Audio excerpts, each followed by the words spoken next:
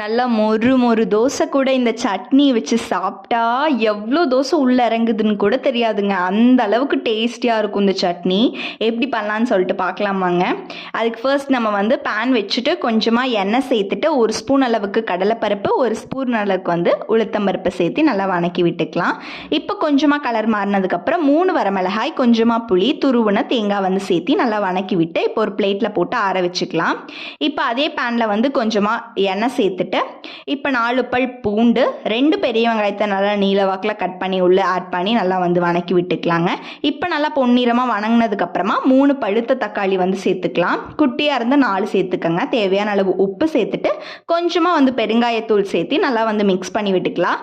இப்போ கருவேப்பிலை, கொத்தமல்லி, புதினா இலைகள்லாம் சேர்த்துட்டு நல்லா வந்து மிக்ஸ் பண்ணிவிட்டு ஆற வச்சுக்கலாங்க.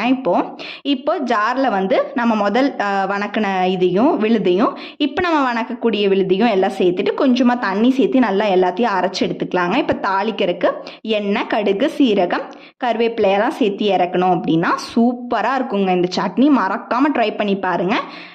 தேங்க்யூ ஃபார் வாட்சிங்.